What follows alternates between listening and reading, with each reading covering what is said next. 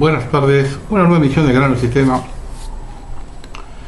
Después de este programa voy a grabar uno que voy a editar el viernes. Hace mucho que no hago programa de historia. Aunque a la gente no le interese los programas de historia, por favor les pido que lo vean, porque estamos ante el fin de una era. Entonces es fundamental saber cómo comenzó esa era, porque como la Argentina repite totalmente su historia permanentemente, no sea cosa que la era que viene comience como aquella, y entonces van a ver con qué represión comenzó la etapa después de Caseros, después de Pavón, que hoy está terminando. Justamente vamos a tratar en este programa de historia el misterio de Pavón, de la famosa batalla que cambió la Argentina para siempre. Esperemos que no sea para siempre, que esta vez sea el fin del ciclo y que comience otro ciclo. Por favor, les pido que lo vean, porque no se va a repetir la historia. Hay muchas posibilidades que se vuelva a repetir. En los últimos días, a raíz de que se van precipitando los hechos, me llamaron varios con un mensaje de desánimo porque sienten que está todo perdido ante el sombrío panorama que se avecina. Le respondí que no está todo perdido porque está la gente en la calle, y ahí comienzan los verdaderos problemas.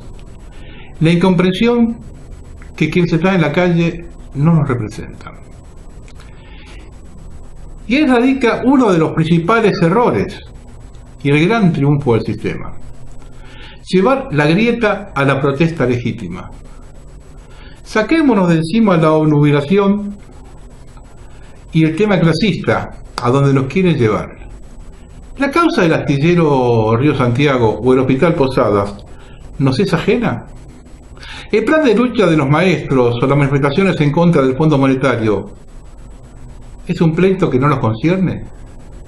¿Lo que la ley a la docente Karina no nos conmueve?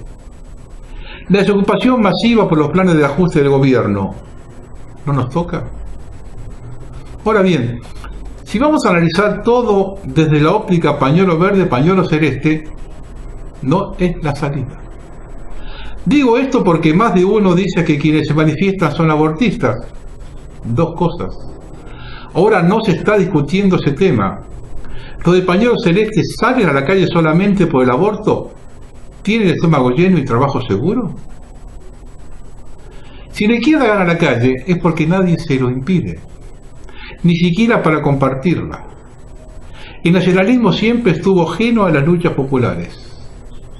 Me retrucarán que siempre toco el tema del pacto liberal marxista y que me estén contradiciendo. A ver, ¿los despedidos de Telam son todos zurdos o de clase baja? ¿Los profesionales del Posadas también lo son? ¿Los obreros especializados de astillero con sueldos altos o los maestros no son de clase media? ¿Cuántos de ellos han votado a Macri? Lo dicen cuando le ponen un micrófono en la frente. Si no lo queremos entender es otra cosa. Estamos viviendo la conjura de los poderes financieros mundiales, cuyos representantes, la oligarquía patricia de más de 2 siglos, es su brazo ejecutor. Y son tan hijos de puta que nos gritan en la cara que creíamos que con un sueldo podíamos comprar un aire acondicionado y viajar a Brasil. Y ellos se creyeron que en un país con 50% de pobreza, indigentes, millones que tienen hambre, podrían vivir como la oligarquía de Suiza. ¿En la marcha se han hecho choriplaneros? Sí. ¿Hay extranjeros que cobran planes? Sí. ¿Qué vamos a hacer? ¿Nos quedamos en casa viéndolo por televisión? ¿O esperamos que algún maná nos regale el paraíso? A ver, cuando vuele todo por el aire y los argentinos ajustemos las cuentas pendientes, alguien se va a tener que hacer cargo, establecer algún plan de reconstrucción y llamar a gente para gobernar. ¿Qué creen? ¿Que los van a ir a buscar a su casa? ¿O se van a quedar con el paquete los que pusieron los huevos arriba de la mesa cuando hacían falta ponerlos?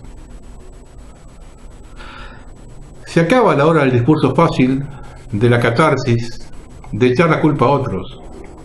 Espacio que no se cubre, otro lo ocupa. Lo que viene es inédito, ya lo estamos viendo y recién está comenzando. Esto va en serio, señores, ¿eh? No es joda. Se acabaron las charlas de café. El enemigo ya puso quinta y sus socios están en la calle. Y ahora vamos a hablar de los socios. Cuando me refiero al pacto liberal marxista, es un acuerdo de cúpulas. No todos los que votaron a Macri, ni la totalidad de los que están en la calle, conocen el mismo. A mí me importa lo que se manifiestan porque realmente son los que picaron en punta con el ajuste. El pueblo argentino está en la calle, en algunos casos es usado por los sicarios del régimen, en otros casos por su preparación intelectual no se dejan arriar. De todos modos, lo más importante es que el pueblo se está levantando y es una ocasión única. Estamos en la etapa de la protesta. El gobierno no va a dar respuesta porque este es el escenario buscado por ellos. Por lo que no falta mucho para pasar a la siguiente fase, el que se vayan todos. Y esta vez el que se vayan todos es mucho más elocuente, porque no se vislumbra nadie enfrente que no sea más de lo mismo. Y porque no hay un solo pseudo dirigente que tenga pelotas para las determinaciones que se deben tomar. Estamos ante una etapa terminal de definiciones. Esto no es para tibios ni indecisos. La Argentina desaparece o renace de las cenizas. No hay otra alternativa. Reitero, si hay otra, por favor me la comunican. Ahora bien, ¿analizaron cuál es el país que heredan los que viven detrás de Macri? Después de dejar que la izquierda maneje la educación y la cultura durante 35 años, se acabó la Argentina que conocimos antes de la dictadura. Si no se tiene la sabiduría para integrar los dos ciclos, pasado y presente, lo que nos espera es un conflicto prolongado, que en el siglo XXI significaría el suicidio como nación. Los valores del pasado con la impronta del presente, esa es la única salida. Un socialismo cristiano, me dijo un amigo cuando hablábamos de este tema. Exacto, respondí, opuesto al socialismo científico marxista. Porque a pesar de los 35 años de adoctrinamiento, este pueblo aún mantiene las raíces cristianas. Eso sí, fuera de la órbita del Vaticano, no podemos manifestarnos contrarios al nuevo orden mundial y subordinarnos a una de sus principales instituciones manejadas por la masonería. A muchos estos les parecerá imposible. Si piensan así, no hay salida. No podemos planificar cambios profundos si dormimos con el enemigo. Hace varios programas mencioné que la única salida que le quedaba era una dolarización. Ya se habla de ellos. Es el final de la Argentina. No tenemos reservas. Lo que nos dicen por televisión es mentira. El Banco Central tiene dinero prestado. Por lo tanto, establecer un respaldo al nuevo peso que asegura la liquidez actual, que es la paz de los cementerios, significaría que para la conversión de un nuevo peso atado al dólar, este debe costar al momento de llevarlo adelante entre 85 y 123 pesos. ¿Se imagina la situación del país con el dólar a esos valores? Pobreza absoluta. El circulante no se va a poder actualizar porque cada dólar que ingrese irá a pagar deuda. La otra alternativa es hacerlo contra la garantía de vaca muerta del acuífero guaraní. Por supuesto, al igual que en los 90, a precio vil. Entregamos el acuífero vaca muerta y seguimos teniendo deuda. Así pasó en los 90. Entregamos todas las empresas del Estado y seguimos teniendo deuda. Aumentamos la deuda. A ver si se dan cuenta dónde estamos parados. La brusca devaluación del peso hizo que el precio en dólares de las empresas argentinas sea muy atractiva para inversores extranjeros. Atento a este cambio, un veterano inversor tiene al país en la mira. Está tratando de recaudar más de 500 millones de dólares para crear en Londres un investment trust y así aprovechar la fenomenal oportunidad que representan los mercados emergentes por la devaluación y la caída del dólar de las empresas, de caída de valor de las empresas, en especial Argentina y Turquía. Mark Mobius, quien hasta marzo de 2018 y durante 20 años fue el administrador para los mercados emergentes del fondo Templeton, que muchos en el gobierno argentino consideran que fue el actor determinante en las corridas cambiarias de los últimos meses, ya había predicho el efecto de que la crisis global produciría en estos mercados, que las acciones de las empresas que cotizan en bolsas iban a estar a precios de ganga. Según el Times de Londres, Mobius había dicho que los valores y las monedas de esos mercados, comparados con el fortalecimiento del dólar, están baratas. Detalla de Mobius Trust, que será público a partir de octubre, tiene pensado invertir en unas 30 empresas que sus expertos creen que están subvaluadas. Muchas de estas compañías que el Manate tiene en la mira son argentinas. A ver si tomamos conciencia de dónde estamos parados. Es el final de la historia. Permanentemente me reúno con amigos y mantengo una frondosa comunicación vía correos electrónicos, porque estoy bien informado de lo que acontece en todo el territorio nacional. Se me hace más fácil, ya que conozco todo el país. Entonces, cuando me hablan de un lugar determinado, sé muy bien cómo es ese sitio y su entorno. De estas charlas hice este pequeño resumen. El fracaso absoluto del gobierno de Mauricio Macri, comenzado en diciembre del 2015 y que finaliza en diciembre de 2019, ya sin posibilidad de continuar más allá de esta última fecha, producirá importantes reacomodamientos sociales e inevitables movimientos poblacionales. La caída de Macri viene acompañada y se relaciona con la tercera fase descendente de la Argentina, que debería hundir al país en la mayor de las desgracias. El proceso bajista recién terminará, calculamos, en octubre del 2022. Es importante no olvidarse que el ascenso de Macri fue un golpe de suerte, un intento final de la oligarquía por retomar el poder político y social y segregar a la Argentina profunda, siguiendo el modelo oprimido del apartheid sudafricano. Pero hicieron tan mal las cosas que están siendo incapaces en su debilidad hasta terminar el mandato de 4 años conseguido. Está muriendo por completo ya la república instalada después de Caseros. Grandes masas de raíz latinoamericanas y amerindias se alzarán con la totalidad del poder general próximamente y lo harán con fuerte espíritu de venganza y revancha.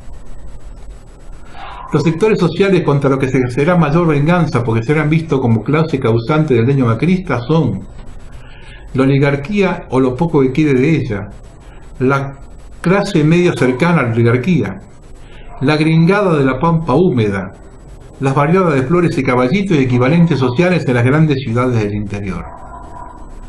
Los countries de los municipios de Pilar y Malvinas Argentinas, por ejemplo, es probable que en su mayoría resulten aplanados y conquistados por las fuerzas latinoamericanas y amerindias.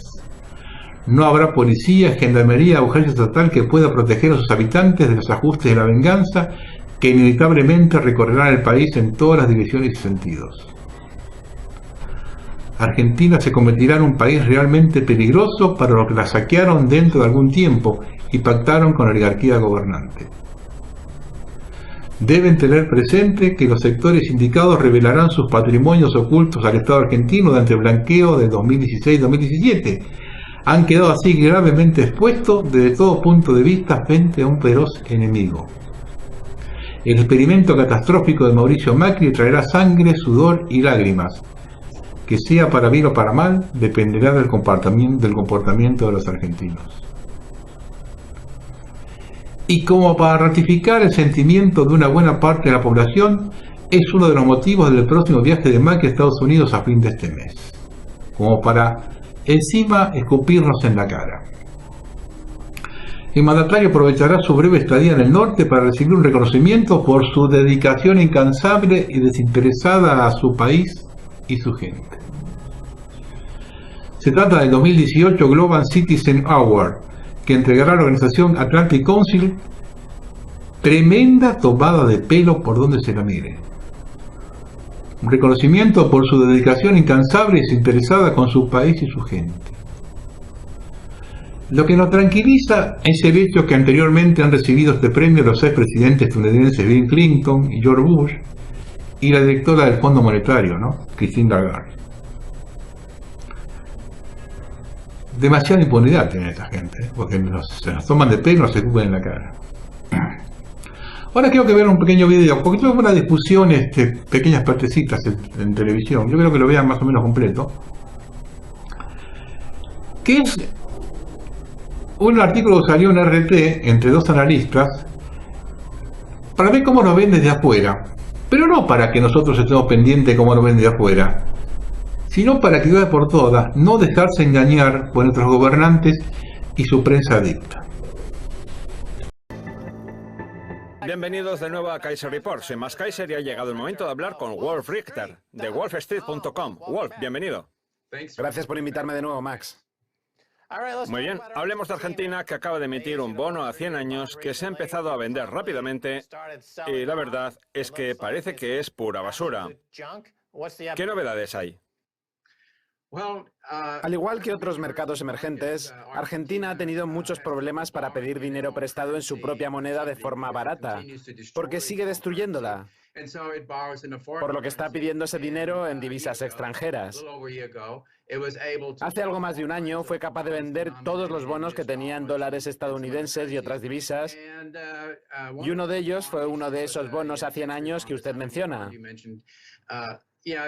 Argentina ha sufrido un impago en su deuda en moneda extranjera aproximadamente 6 veces en las últimas 6 décadas.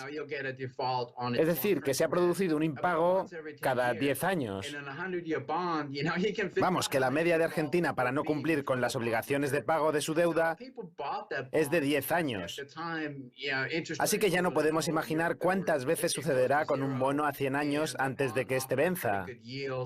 La gente compró ese bono porque en aquel momento los intereses estaban muy cerca de cero en Europa y ese bono ofrecía unos buenos beneficios.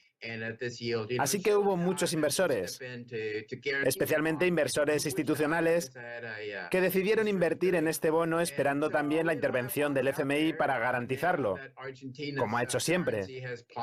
Por otro lado, la divisa argentina ha caído un 25% en los últimos 2 días y cerca del 50% en el último año, por lo que a Argentina le está resultando muy complicado pagar la deuda que tiene en divisa extranjera, aunque hasta cierto punto esta deuda ha sido garantizada ahora por el FMI a través de un paquete de rescate de 50.000 millones de dólares.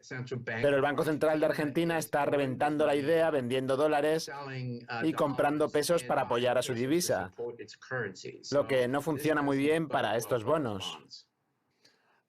Bueno, Wolf, no creo que Argentina se vaya a recuperar. Es una simple cuestión matemática.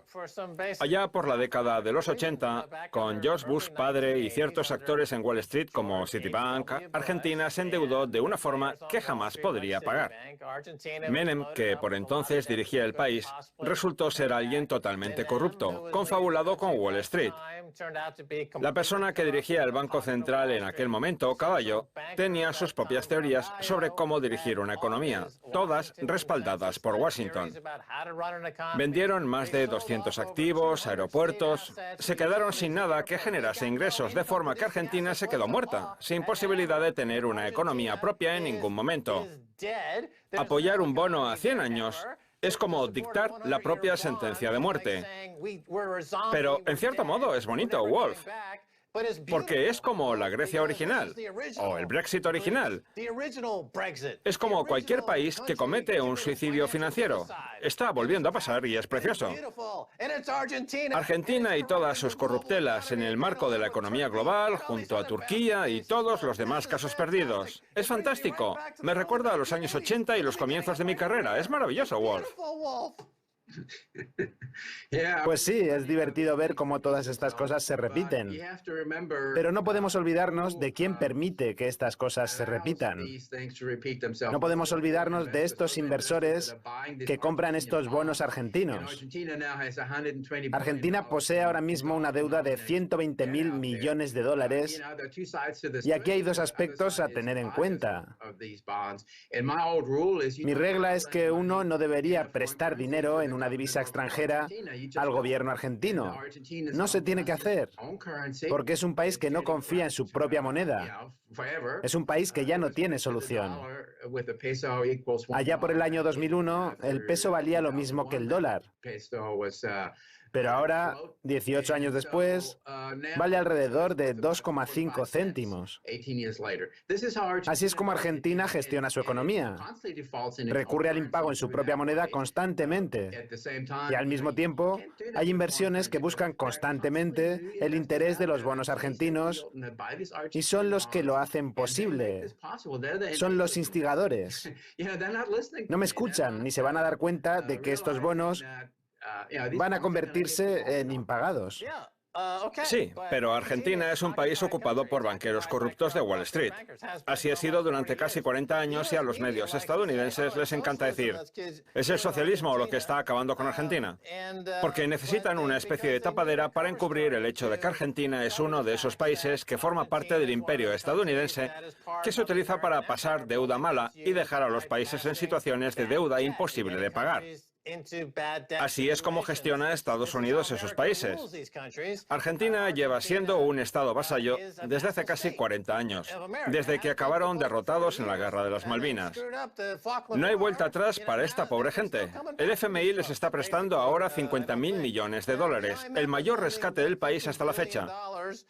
El FMI es como una especie de agencia de préstamos rápidos de la economía internacional. Son prestamistas de día de pago, pero deberían haber dejado el negocio hace tiempo. ¿Cree que es bueno que esta especie de agencia de préstamos internacionales, el Fondo Monetario Internacional, esté ayudando a Argentina? En realidad no está ayudando a Argentina, sino a los tenedores de los bonos. Sobre el bono a 100 años que ha mencionado antes, les encanta la idea de que el FMI haya salido en su ayuda para colocar esa deuda en divisa extranjera. El fondo es el último recurso para los países que piden prestado en dólares o euros y que no pueden liquidar su deuda. Así que sí, el FMI es el garante de los bonos soberanos para los titulares de bonos. Argentina va a tener que hacer algunos sacrificios y los argentinos van a pagarlo, está claro. El propósito es que los tenedores de bonos los amorticen por anticipado. Así que sí, el FMI respondió a la petición de rescate de Argentina. El propio gobierno argentino lo pidió. Pero se trata de un rescate anticipado de bonos. No es un rescate de Argentina en sí misma, sino de esos tenedores de bonos, quienes en su gran mayoría se encuentran en otros países. Algunos son argentinos que compran esos bonos denominados en dólares para conservar su dinero en una moneda que no sean pesos. Pero se ha extendido y ahora los compran muchos fondos institucionales y fondos de pensiones que necesitan algo de rentabilidad. Esos son los únicos que van a sacar algo de beneficio de este rescate ofrecido por el FMI. Estoy de acuerdo con usted, el FMI no debería existir y los países soberanos deberían asumir las deudas y los tenedores de bonos deberían aprender a manejar sus propias pérdidas y salir adelante. Pero eso no va a pasar. Estamos intentando crear un mundo en el que los obligacionistas soberanos nunca pierden dinero.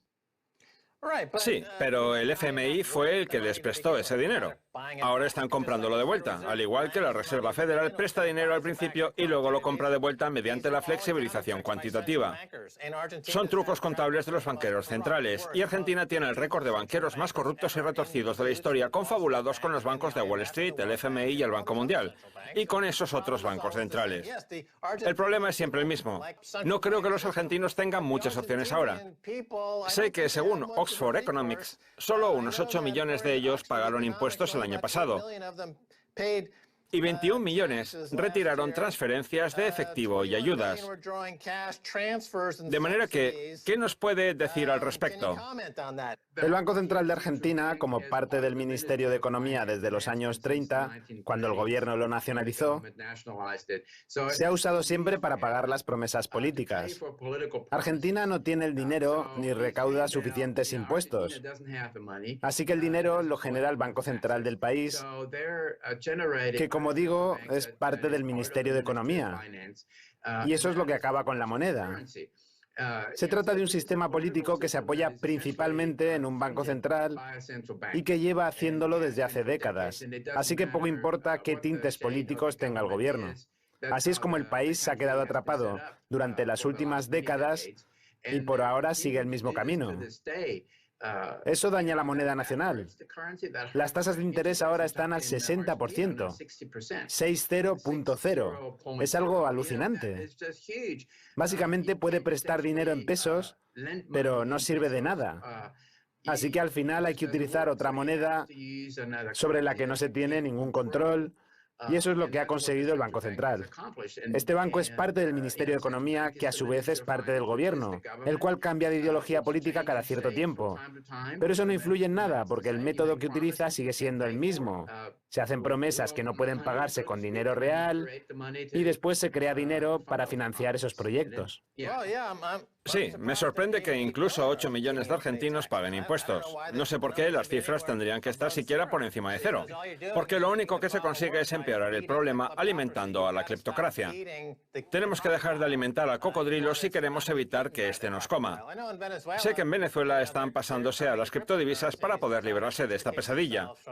Sé que nuestros amigos de Dash están allí en Argentina enseñándole a la gente lo que son las criptodivisas y solo espero que logren acabar con estos 40 años de corrupción del Banco Central.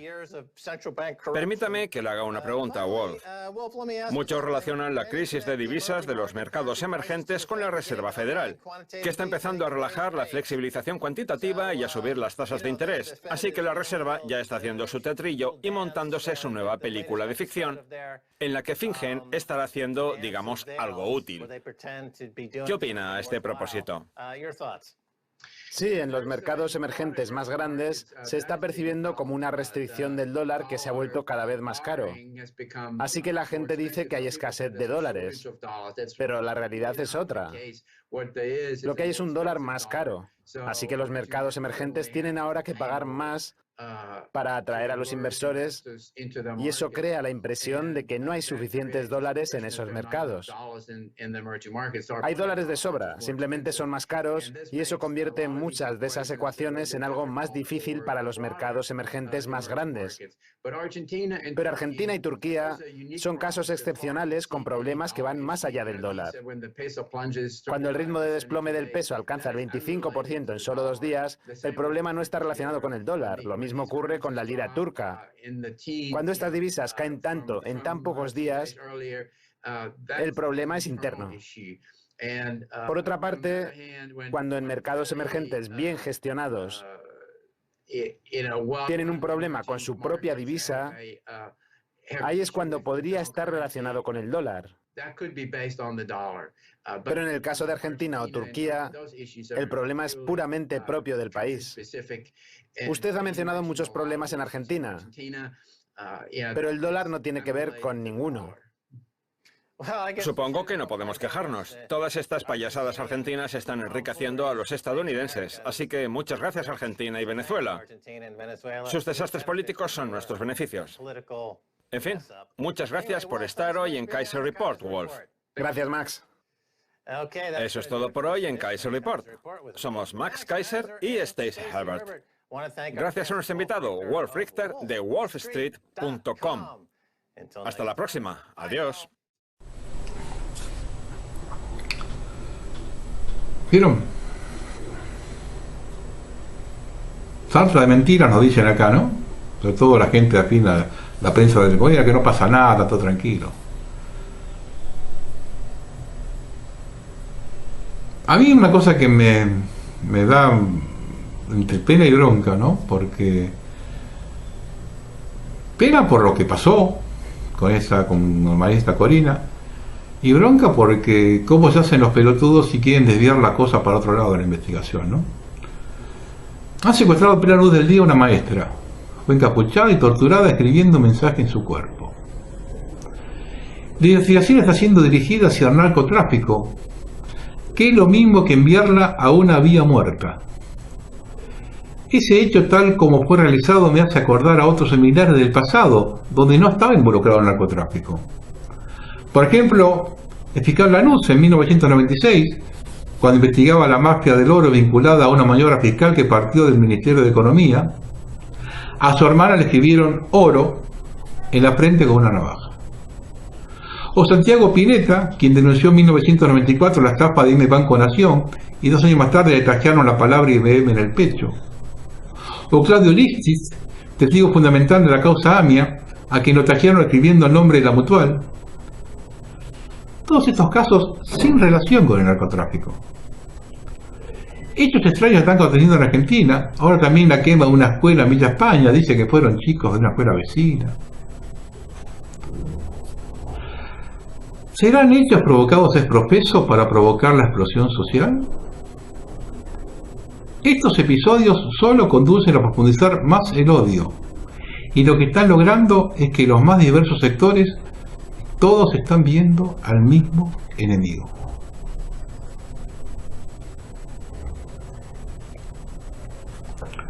A ver, vamos a cambiar de tema.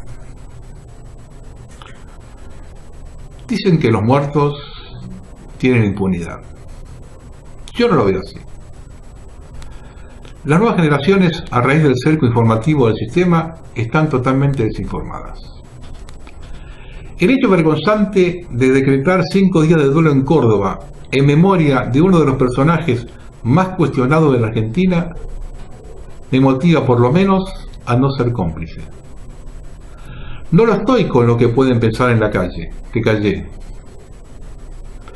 En este programa, algunos pueden pensar que en su momento callé, no. En este programa denuncié varias veces la corrupción de Córdoba, bajo la gestión de Juan Manuel de la Sota. Recuerdo haber hablado de la vergonzante construcción del Hotel Ancenusa en Miramar, frente a la Laguna Más Chiquita, de los abusos troncales, de las escuelas y de las privatizaciones de las empresas públicas de Córdoba, etcétera, etcétera, etcétera. Muchas veces hablé de la corrupción de Córdoba durante el gobierno de la Sota. En un accidente automovilístico falleció el ex gobernador de la Sota, Córdoba, José Manuel de la Sota, ex empleado de SOCMA, del grupo Macri, durante la última dictadura, junto a José Octavio Bordón y Carlos Grosso, que se volcó a construir poder para el imperio Macri en Córdoba desde la vuelta a la democracia. Involucrado en la investigación brasileña sobre Odebrecht, fue acusado por Mónica Moura, esposa de Joao Santana, detenido por haber depositado dinero en una cuenta offshore para el publicista brasileño. Los pagos por todos sus trabajos en el exterior en una cuenta en el banco suizo Genitas a nombre de la empresa offshore Shelby. Muy vinculado de la Sota con el caso Odebrecht. Una denuncia local lo acusaba de recibir pagos de Odebrecht para su campaña política.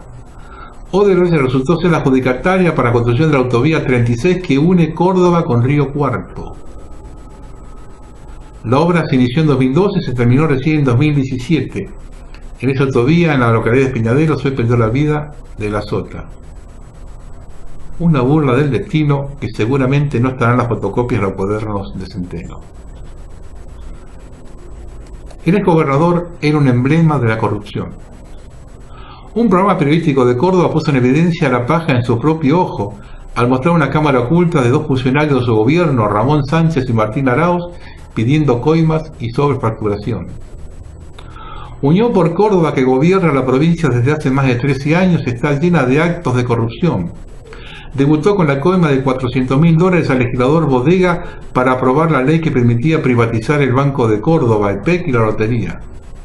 Muchos de sus funcionarios están acusados de graves hechos de corrupción, como el exministro de Obras Públicas Santarelli, Domingo Carbonetti, o la ex esposa del gobernador, Olga Ritort, creo que es concejal o diputada provincial en Córdoba hoy, quien trajo 50 millones en bonos Lecor en un avión particular de forma clandestina desde Chile. Este caso se ventiló mucho. Otro escándalo fue el del legislador Falo, mano derecha de la Sota en su anterior gobierno, al liberar cheques sin fondos por más de $1,5 millones de pesos.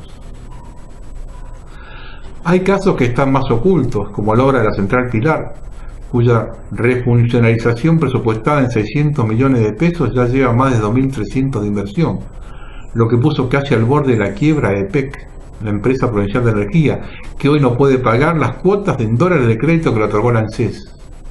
O la Corporación Puerto San Roque, emprendimiento que significó bajar por ley la altura del lago San Roque para favorecer emprendimientos inmobiliarios y del juego en las costas del lago, en una provincia con crisis hídrica. A esto se suma que desde hace años de la Sota promueve dar clases en contenedores y alquila decenas de baños químicos a un precio 10 veces más caro que la oferta de mercado. Y ahora se acaba de descubrir que el gobernador construyó un aeropuerto no autorizado por autoridad aeronáutica y con plata de la provincia en el country donde vive. Y así podríamos seguir enumerando sus obscenos gastos en publicidad, la red Wi-Fi gratis instalada en la capital que nunca funcionó, la nueva terminal de ómnibus que ya costó a los cordobeses el doble de su precio original y aún no funciona, Un faro en una provincia mediterránea que costó 9 millones de pesos. Y hay más para seguir, ¿eh? Hay mucho más para seguir. Extremadamente vinculado a Monsanto, no le tembló el pulso para reprimir de la forma más salvaje a quienes se oponían a la instalación de la planta en la localidad de Malvinas Argentinas. Sofía Batica, luchadora emblemática contra Monsanto a raíz del fallecimiento de su hijo por cáncer, productos agrotóxicos, fue apaleada, arrastrada por el piso por la policía de Córdoba, siendo de la Sota gobernador.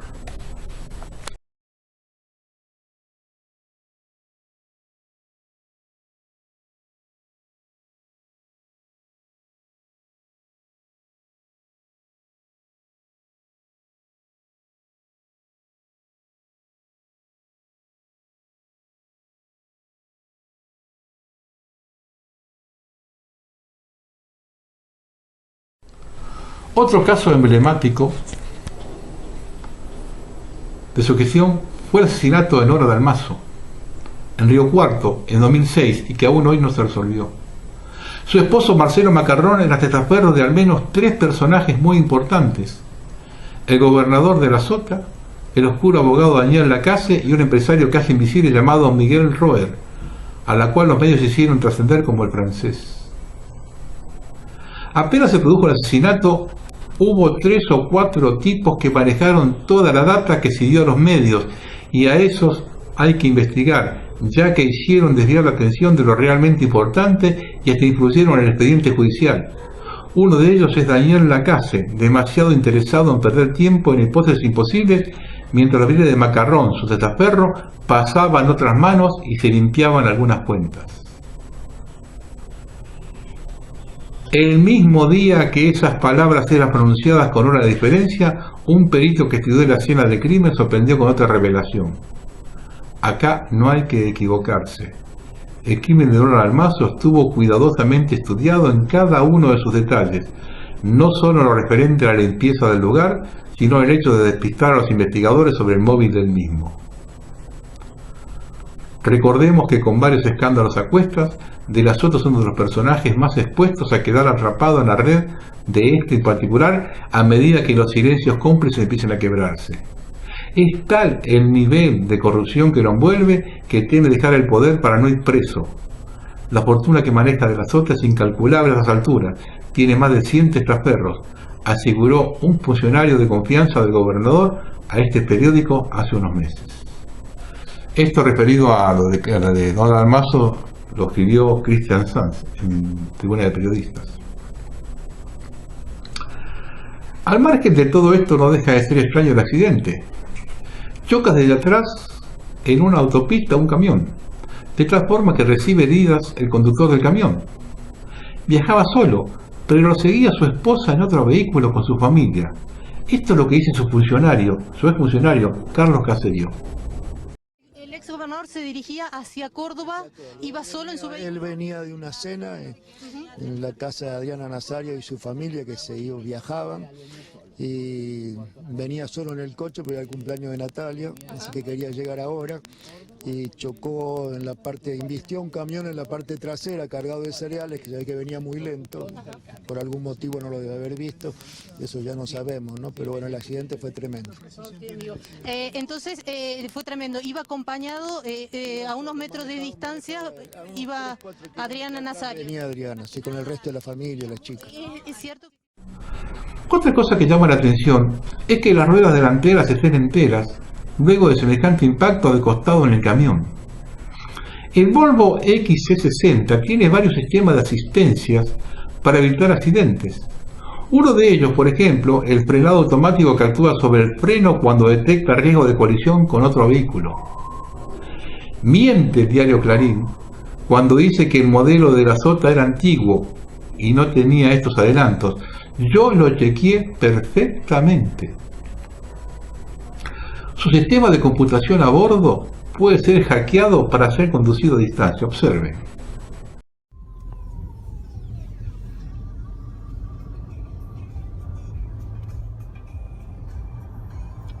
La caméra 360 degrés en circulation continue, assez exceptionnelle, en tout cas vision quasi HD.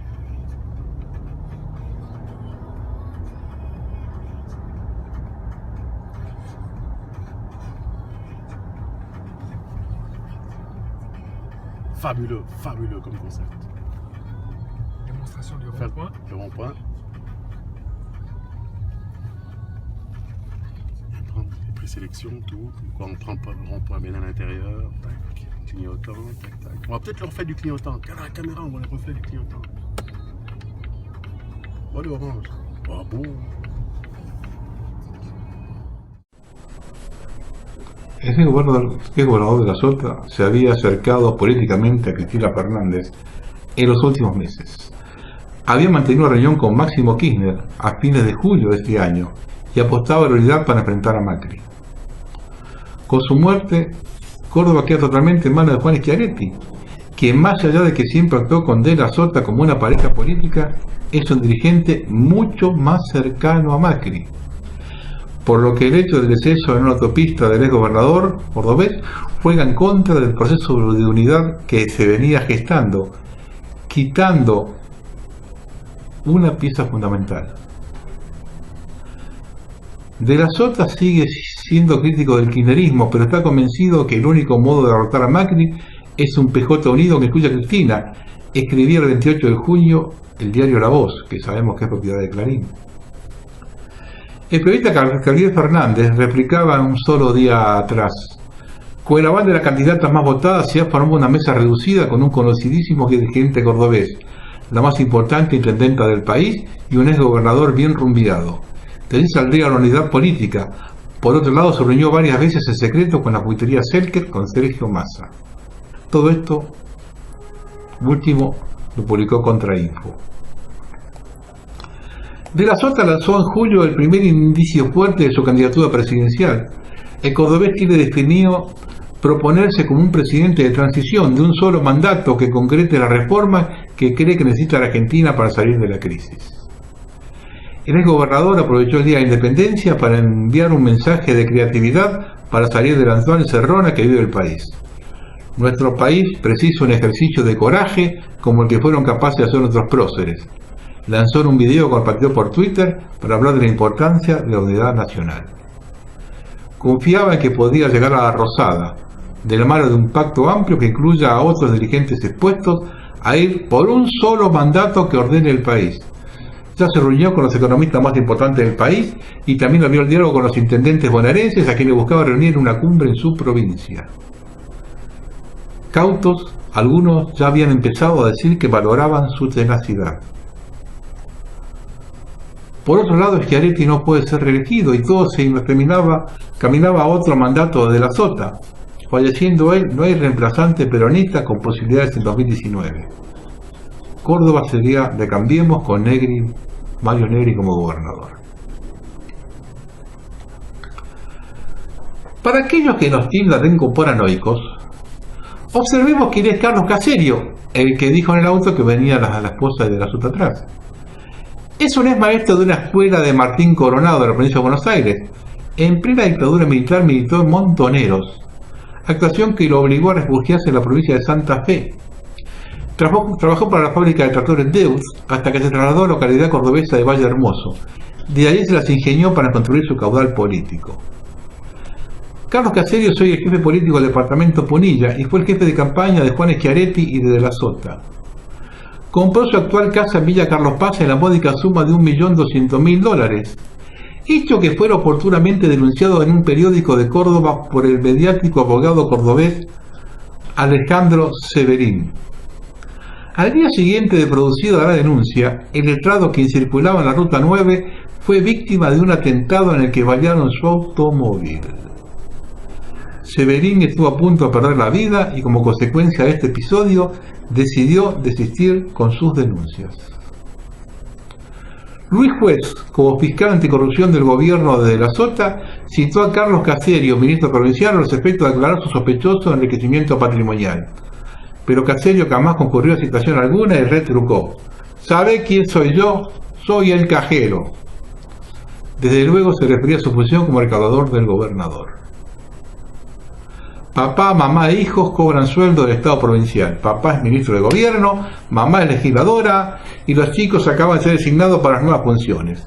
Hernán Caserio trabaja en Solidaridad y ahora lo hace en la agricultura. Mariana Caserio la había en gobierno y ahora es directora del ERCEP. Dejo para el final la más grande colaboración de De la Sota para la Argentina. En 1987, en el 6º lugar de la lista de diputados del futuro gobernador estaba Domingo Cavallo. De forma imprevista, a la presentación en el juzgado de las listas pasó al 4º puesto. Y fueron 4 los que entraron. Así Cavallo, que trabajaba para la Función Mediterránea, pudo blanquear su siniestro paso por la dictadura militar. De este modo, Menem, al asumir como presidente, lo tiene blanqueado en la Cámara de Diputados. Lo lleva de canciller para firmar el vergonzoso tratado con Inglaterra y luego como ministro para hacer cumplir el mismo. Las malas lenguas dicen que ese cambio de posición en la lista tiene 2 millones de razones que lo justifican. Existan o no esas razones, el despliegue de Cavallo se lo debemos a De la Sota. Bueno, usted sabe que yo soy un obsesivo del tema del Plan Andimia y he visto algunos movimientos extraños, curiosos, en toda esta temática. Y quiero que vean que varias veces cuando yo toqué el tema del Plan Andimia hice hincapié, ahí se acuerdan algunos, en que él mismo tomaba solo una parte de Chile que le daba la salida al Pacífico y no incluía Tierra del Fuego. Este es el mapa que pasé en ese momento.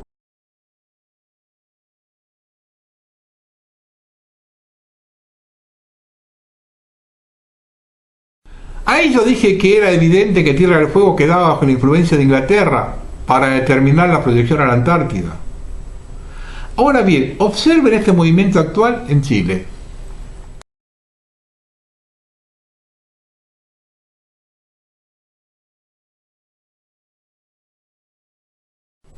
Se crea la región de Ñuble. Fue creada el año pasado, en septiembre de 2017, para entrar en vigencia un año más tarde. Es decir, ahora, esa región calza justo en el mapa que yo pasé del Plan Andimia, es la que le da salida al Pacífico. Obsérvenlo, chequeen los 2 planos. Llama la atención de la aparición en Chile de una serie de cómics que mezclan la historia del pueblo originario con la cultura pop al estilo Marvel. Y son un éxito de ventas. Con el patriotismo en la sangre, un dibujante chileno decidió fusionar lo más sagrado del patrimonio con la cultura pop y dio origen a los Guardianes del Sur, mediante la publicación de Galvarino, su primer cómic. Galvarino se trata de un habitante originario a que los españoles le cortaron sus manos en reprimenda por su rebeldía, pero que se becó 2 lanzas en los muñones y reemprendió la lucha armada. El otro protagonista de esta aventura, Caupolicán, dibujada por el guionista Sebastián Castro, que tiene una motivación más que especial. Es como una búsqueda que tengo desde que era chico. Mi papá era profesor de historia y siempre vi estos héroes mapuches como superhéroes, como íconos que estaban para más, y por eso lo fusionamos con la cultura pop para que los lectores lo puedan descifrar al igual que lo hicimos nosotros. Veamos esto.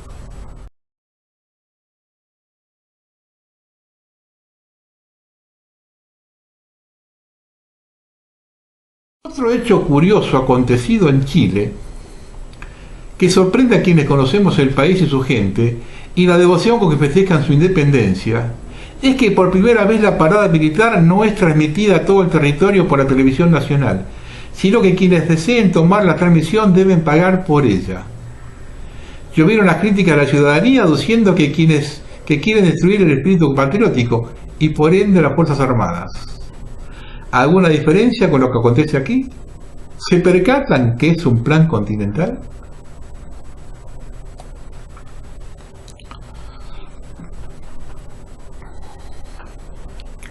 Bueno, otro tema es la designación del Dr. Rosenkrantz como presidente de la Corte Suprema, lo que lo sitúa dentro de la línea de sucesión en caso de acefalía presidencial. Tenemos entendido que tiene doble ciudadanía. De ser cierto, estaría habilitado para ejercer el cargo, y no es una cuestión homofóbica o de antisemitismo. A mí nadie me puede catalogar de eso en absoluto. Son muchos años de estar ya con la queripela acá para que alguno me quiera meter el saldo de antisemita. Es lógica pura.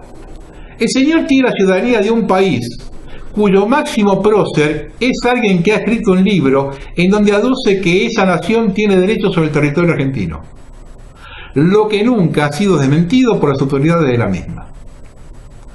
Por otro lado, en su actividad profesional ha asesorado y desempeñado funciones en diversas empresas con las cuales tiene relación directa al Estado argentino. De hecho, ya ha sido apartado de opinar en una de las causas que llegó a la Corte. No puede ejercer semejante cargo alguien que reconoce no tener independencia a determinados litigantes. Esto lo expresó el doctor Rizzo en su programa de radio. Fíjese esto, ¿no? Porque además el episodio de la elección está lleno de irregularidades. Lo primero que hay que decir es que la elección del nuevo presidente no estaba en el orden del día de la acordada del martes pasado. Una vez que se pusieron de acuerdo, los dos nuevos integrantes fueron por Elena Hayton de Nolasco, muy cercana a Lorenzetti.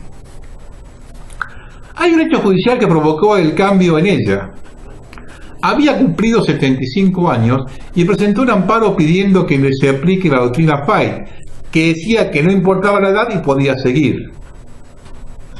Ese fallo salió a favor suyo en primera instancia. Paralelamente a ello, en la Corte se estaba tratando la decisión de que los jueces se retiran a los 75 años. Ella sabía que si su fallo llegaba a la Corte, debía retirarse. Fallo ya resuelto, con 3 votos contra 1, Hayton no votó. Aconteció lo imprevisto. El gobierno, a través del ministro de Justicia, no apeló el fallo de primera instancia que favoreció a Hayton de Nolasco, por lo cual quedó como jueza de la Corte. A los pocos días se dio publicidad el nuevo fallo por el cual debían retirarse, la nueva acordada de la Corte, por el cual debían retirarse a los 75 años. Por lo tanto, la única y última que se queda es Elena Hayton. La pregunta a hacerse es si Hayton votó a favor de Rosenkrantz por convicción o para devolver el favor de la no apelación a su presentación. El operador para esta diligencia fue Rodríguez Simón, que es el gran operador ante la justicia que tiene el gobierno nacional. El asunto es que van al acuerdo y Lorenzetti y Baqueda se enteran en ese momento. Esto es una traición a la buena fe porque no cuesta nada decirlo previamente. No espere que tenga códigos porque no existen a ese nivel los códigos. A tal extremo llegaron que la acordada posterior al acuerdo ya estaba redactada con anterioridad. Cuando terminó la reunión, Baqueda los miró y les dijo: no crean que esto es gratis, aquí hay ganadores y perdedores. Bruta amenaza, ¿no? Al día siguiente no habían pasado 24 horas que ya apareció la interna entre Rosenkrantz y Rosati, donde este último dejó traducir sus ambiciones futuras.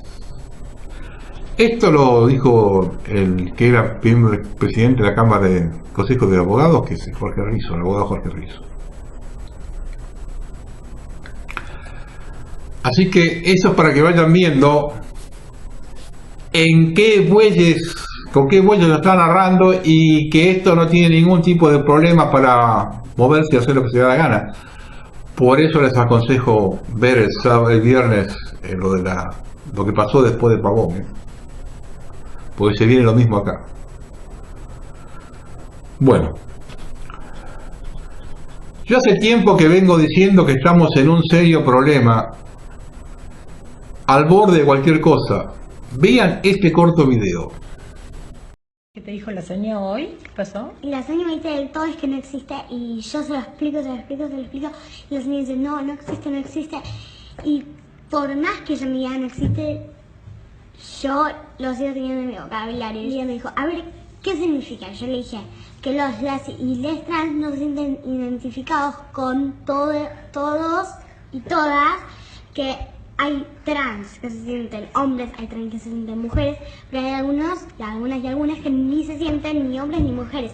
Y las y les trans reclaman eso. Nosotras respetamos cómo nos queremos llamar nosotras, también tenemos que respetar cómo se quieren llamar ellos, ellas y ellas. Perfecto. ¿Y qué te dice la señora? ¿Porque te pasó con una o con varias? Con todas. con todas. ¿Y uno te dijo que te vayas a la dirección? Sí, uno me dijo que vaya a la dirección y yo no fui a la dirección, igual me salvé.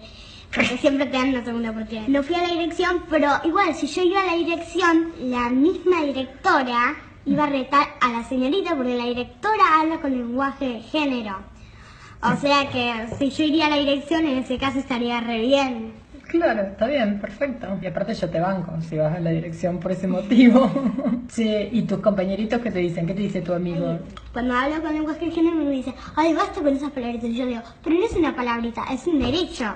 Yo lo sigo diciendo todos, todas y todas. Entonces por el que dicen todos. Y yo digo, el masculino no nos pertenece. Entonces ellos cada vez que dicen algo con todo solo, yo como que sigo la pelea. Y por eso me imita y dice, ay, ¿Qué pasó hoy? En mi grado estamos acostumbrados a defendernos entre sí. Entonces la señora dice, acá todos son abogados, y yo voy a su escritorio y le digo, señora, una cosa, yo no soy abogada, pero no necesariamente tenés que ser abogada para defender derechos.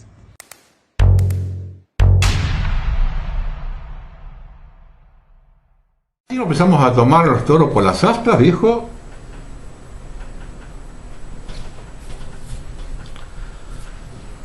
Vamos a ir un poquito con el lado internacional, porque hay algunas cosas muy curiosas que están pasando afuera, ¿eh? Yo hace tiempo que vengo diciendo que el sistema nos puede ir llevando a un enfrentamiento interplanetario para justificar un gobierno mundial. Esto hace tiempo que lo vengo diciendo, hace años que lo vengo diciendo, ¿eh? Hace años que vengo diciendo esto. Que el gobierno mundial nos puede meter en un conflicto, ellos no pueden imaginar, tienen los elementos técnicos para hacerlo, un conflicto interplanetario para justificar un gobierno mundial. A ver si lo entendemos. Observe lo que ha pasado estos últimos días. La Casa Blanca prepara una audiencia pública sobre los extraterrestres. Parece que estos últimos días estamos viviendo un tiempo acelerado con respecto al espacio, y la Casa Blanca quiere sacar una revelación gubernamental sobre el origen y tecnología de los ovnis.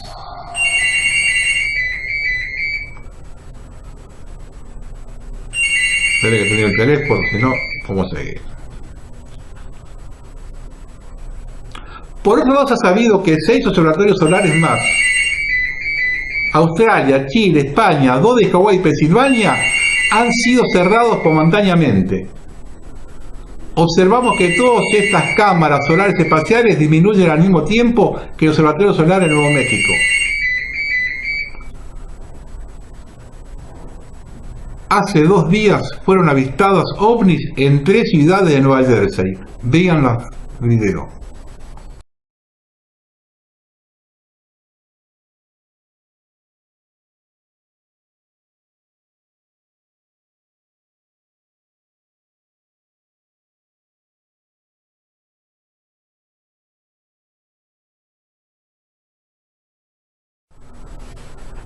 Este es un tema muy complicado, ¿eh? No olvidemos que cuando se funda la Comisión Trilateral, su motivo era preparar al mundo para las expediciones espaciales del siglo XXI. Y sigamos con esto. El mundo ante un paso de una tercera guerra mundial. A medida que las fuerzas sirias respaldadas por Rusia lanzan el enfrentamiento final en Siria contra los extremistas yihadistas, el potencial para una confrontación entre Rusia y los Estados Unidos nunca ha sido mayor. Advierte el VIPS, profesionales de inteligencia veteranos para la cordura, de Estados Unidos en el siguiente memorándum presentado ante el presidente Donald Trump el 9 de septiembre pasado. A la par que para justificar un casus belli por parte de Estados Unidos, Wall Street Journal informó: el presidente Bashar al-Assad de Siria aprobó el uso de cloro gaseoso en una ofensiva contra el último gran bastión rebelde del país, dijeron funcionarios estadounidenses, elevando las perspectivas de otro ataque militar estadounidense en represalia. Según el Wall Street Journal, los ataques de Estados Unidos podrían apuntar tanto a las fuerzas rusas iraníes como a las fuerzas sirias. Observen lo que yo digo siempre, esta gente se mueve siempre igual. Lo mismo que hicieron con Saddam, lo quieren hacer ahora ahí. Y la gente se mueve siempre igual. Lo vengo diciendo permanentemente. Cuesta entenderlo. Por eso les sugiero que vean de vuelta el programa de Pavón, porque estos se mueven siempre de la misma forma. Vamos a la nota que le presenta esta gente a Trump. Señor presidente de Estados Unidos, nos preocupa que no hayamos recibido suficiente información sobre el recrudecimiento de las hostilidades en el noreste de Siria, donde las Fuerzas Armadas sirias, con el apoyo de Rusia, han lanzado una campaña para recuperar la provincia infectada de Al-Nusra, de Al-Qaeda e ISIS de Idlib. Los sirios casi seguramente tendrán éxito, como lo hicieron a fines de 2016 en Alepo. Como en Alepo significaría una carnicería indescriptible, al menos que alguien finalmente les diga a los insurgentes que la suya es una causa perdida. Ese alguien es usted. Los israelíes, los sauditas y otros que quieren que se mantenga la agitación están alentando a los insurgentes, asegurándole que usted, señor presidente, usará las fuerzas norteamericanas para proteger a los insurgentes en Idlib. Y tal vez también llueva el infierno en Damasco.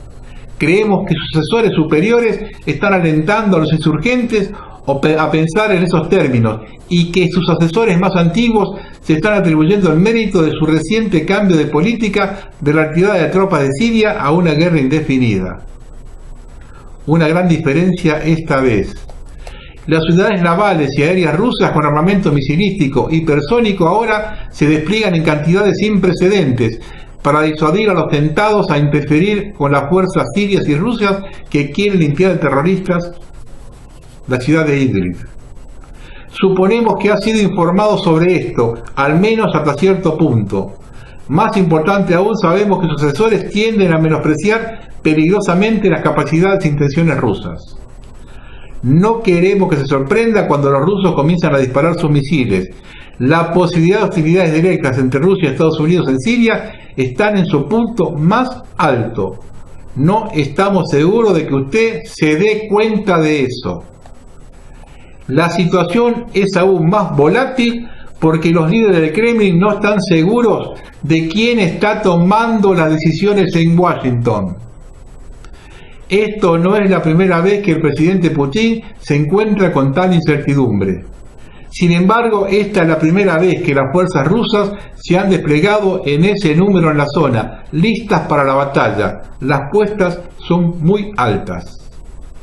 Esperamos que John Bolton le haya dado una descripción precisa de sus conversaciones acerbas con su homólogo ruso en Ginebra hace una semana. Desde nuestro punto de vista, es una apuesta segura que el Kremlin no está segura de si Bolton habla fielmente en su lugar o habla en lugar de usted. La mejor manera de asegurarle al señor Putin que usted tiene el control de la política de los Estados Unidos hacia Siria sería que busque una oportunidad temprana de expresarse públicamente explicando sus intenciones. Si usted desea una guerra más amplia, Bolton lo ha puesto en el camino correcto. Si desea enfriar las cosas, tal vez desee considerar lo que se podría llamar un cese al fuego preventivo. Con esto queremos decir un compromiso público de los presidentes de Estados Unidos y Rusia para fortalecer los procedimientos para evitar un enfrentamiento abierto entre las Fuerzas Armadas de Estados Unidos y Rusia.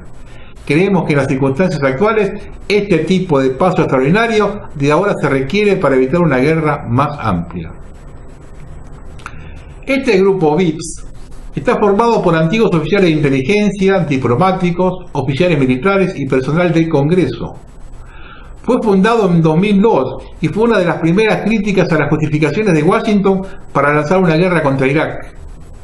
VIPS aboga por una política de seguridad nacional y extranjera de los Estados Unidos, basada en intereses nacionales genuinos en lugar de amenazas artificiales promovidas por razones en gran medida políticas. Es fundamental lo que va a pasar ahora con las elecciones de medio término en noviembre. Es fundamental. Y es verdad lo que dice esta gente. Estados Unidos no sabe quién gobierna. Y sigamos con esto, porque acá el tema de la Tercera Guerra Mundial que está todo agarrado con alfileres. Estados Unidos ha arremetido con particular agresividad contra la Corte Penal Internacional y ha amenazado con sanciones a los jueces del tribunal situado en La Haya. si siguen adelante con una investigación sobre crímenes de guerra supuestamente cometidos por estadounidenses en Afganistán. Estados Unidos utilizará cualquier medio que sea necesario para proteger a nuestros ciudadanos y a nuestros aliados contra las acusaciones injustas de este tribunal ilegítimo, ha advertido John Bolton, asesor de seguridad de Donald Trump. No cooperamos con la Corte Internacional, no le prestaremos asistencia, no nos uniremos a ello, dejaremos que muera ella sola. Después de todo, la Corte ya está muerta para nosotros. De continuar la investigación contra soldados y personal de inteligencia norteamericano durante la guerra de Afganistán, ha amenazado Bolton, la administración de Trump estudiará prohibir a los jueces y fiscales del tribunal la entrada a Estados Unidos, procesarlos en la justicia norteamericana o imponer sanciones a fondos que pudieran tener en su sistema financiero son otros de los posibles castigos que ha mencionado Bolton. Las sanciones se extenderían, ha asegurado, a cualquier empresa o estado que colabore con la investigación de la Corte Internacional contra ciudadanos estadounidenses. Washington contemplará también negociar más acuerdos bilaterales que prohíban a terceros países entregar a ciudadanos estadounidenses al Tribunal de la Haya. Durante el mismo discurso, Bolton ha anunciado que Estados Unidos cerrará la oficina de representación de la Organización para la Nación Palestina en Washington, alegando los pasos dados por los palestinos para que la Corte Internacional investigue a Israel por crímenes de guerra. Estados Unidos siempre estará junto a nuestro amigo y aliado Israel. Estados Unidos apoya un proceso de paz robusto y directo que no permitirá que la Corte Internacional ni ninguna otra organización restrinja el derecho de Israel a la autodefensa. Valoraremos dar pasos en el Consejo de Seguridad de la ONU para restringir los extensos poderes de la Corte Internacional, incluyendo el asegurarnos de que no ejerce su jurisdicción sobre estadounidenses y los nacionales de los aliados que no hayan ratificado el Estatuto de Roma.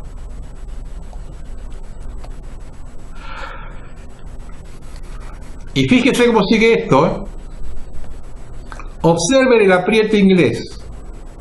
Acá están jugando con fuego ya, La primera ministra británica Theresa May se presentó ante el Parlamento el miércoles 5 para informar que el Servicio Fiscal de la Corona y de la Policía había emitido órdenes de detención para 2 supuestos oficiales del Servicio de Inteligencia Militar ruso, quienes supuestamente llevaron a cabo el ataque contra los Skripal en marzo pasado. Estábamos en lo correcto, dijo la May, manteniendo su compostura, cuando dijimos en marzo que el Estado ruso fue responsable. Se publicaron fichas policiales de 2 personas cuyos nombres no se conocen, reconoció solo los apodos. Este ataque con armas químicas en nuestro suelo fue parte de un patrón más amplio del comportamiento ruso que busca la manera persistente de socavar nuestra seguridad y la de nuestros aliados en todo el mundo, despotricó la ministra.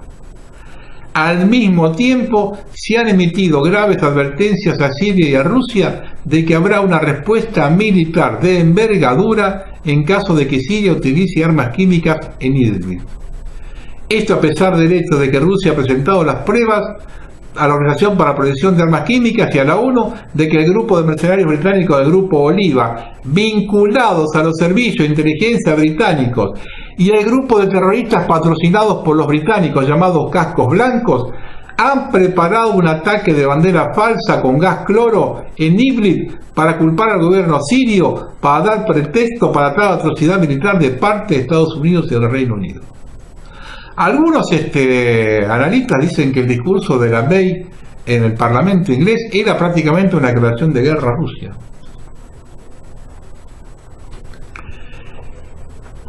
Y en este conflicto mundial, nosotros, yo hace rato que vengo diciendo con esto, y voy a seguir machacando con esto, yo hablé de las tropas argentinas en la frontera con Bolivia, y mostré en el programa anterior las tropas chilenas en la frontera con Bolivia.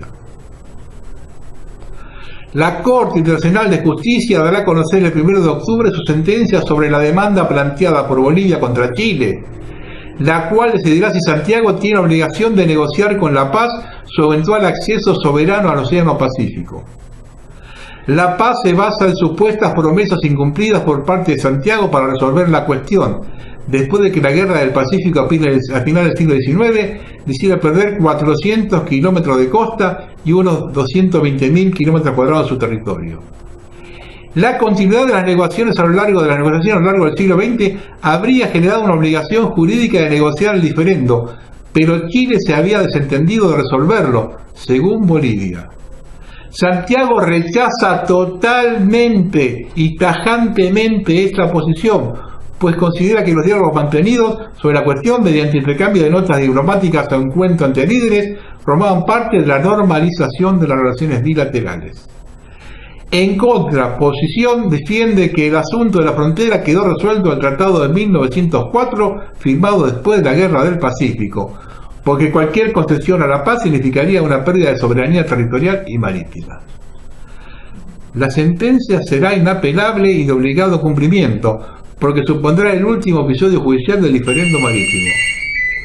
No obstante, Chile y Bolivia se deben citar de nuevo en el alto tribunal de la ONU por el litigio sobre el río Silala, que atraviesa la frontera y cuyo uso genera tensiones entre los dos países. Vamos a terminar. El teléfono me pone nervioso.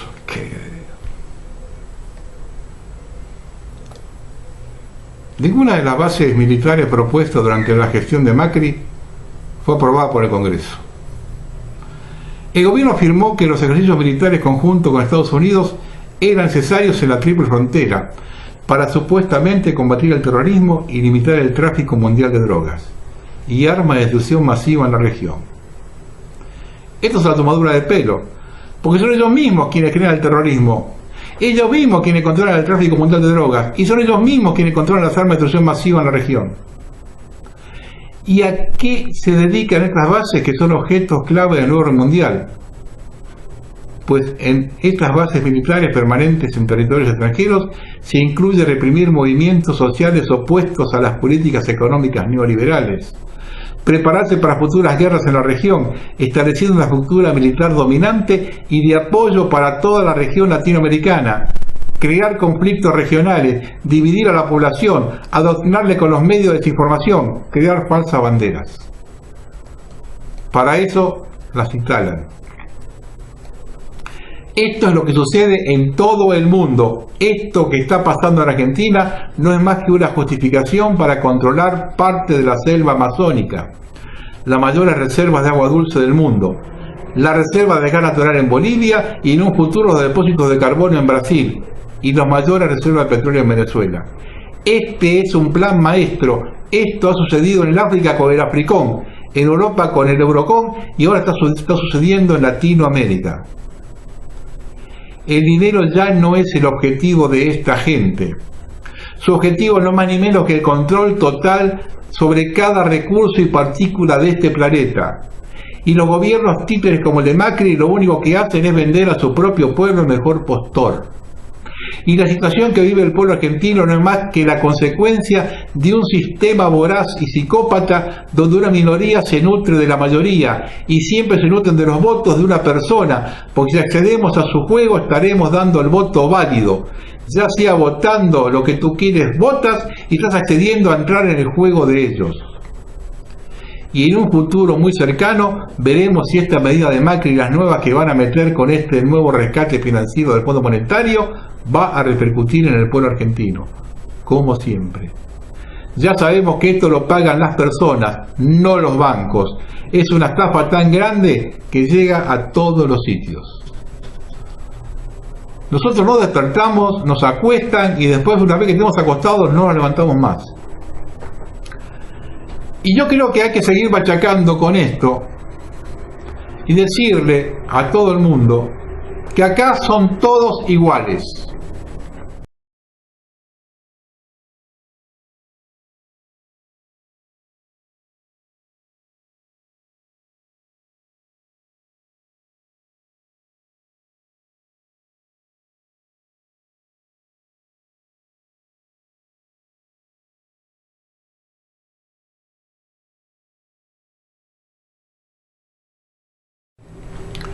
Y nos viven tomando de idiotas, se ríen de todos nosotros y deben tener la peor imagen del pueblo argentino, pero por eso no tienen límites.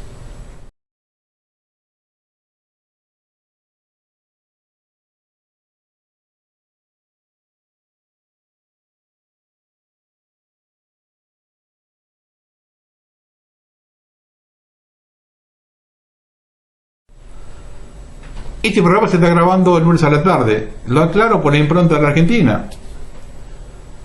Se dice que Bonadío tiene firmado el procesamiento y prisión preventiva y pedida de desafuero de Cristina desde el jueves. Y llama la atención que aún no se ha difundido. Capaz que lo están difundiendo ahora mientras estoy grabando. Con Cristina presa, debemos pensar que el gobierno tiene otro plan para las elecciones, puesto que sin ella el peronismo se une y va a ser difícil que pierda. A esto quizá apuntaba de la Sota. Con Cristina detenida, podría iniciarse la etapa de profundización de los disturbios, que podría ser el plan del sistema. Ante la desestabilización, un gobierno más fuerte, casi al margen de la ley. A ver, este plan económico entra con recesión, Acá cuando revienten las letras entra con represión todo esto. Es probable que muchos que vean este programa muy deprimente, la realidad se impone. Aquí y en el mundo estamos viviendo momentos cruciales y definitorios. Lo peor que podemos hacer es mentir u ocultar la realidad. El mundo, en este momento, en lugares claves, tiene las personas indicadas. Donald Trump en Estados Unidos, Theresa May en Inglaterra, Benjamin Netanyahu en Israel. ¿Podemos ser optimistas? Un país sin reserva que ha reemplazado una bomba de relojería en pesos como eran las Levax por otra neutrónica en dólares como son las LETES. Se calcula que la deuda ya es del 110% del PBI. Esto quedó así con la deuda, con el dólar a más de 40 pesos. Ya la deuda es el 110% del PBI, porque la deuda está en pesos. Cada vez, el PBI está en pesos. Cada vez que aumenta el dólar, la cantidad de dólares, de pesos para comprar dólares aumenta. Entonces ya se calcula que con un dólar de más de 40 pesos, la deuda es el 110% del PBI. No hay salida, muchachos. No hay salida. Yo puedo ser el tipo horrible que tira pálidas. No es culpa mía. Yo no escribo la historia. No hay salida. Para finalizar, tengan siempre bien en claro, cuando alguien de Cambiemos, con Macri y Carrió a la cabeza, le digan que se ve la luz al final del túnel, salgan corriendo, porque es el tren que viene de frente. Buenas noches.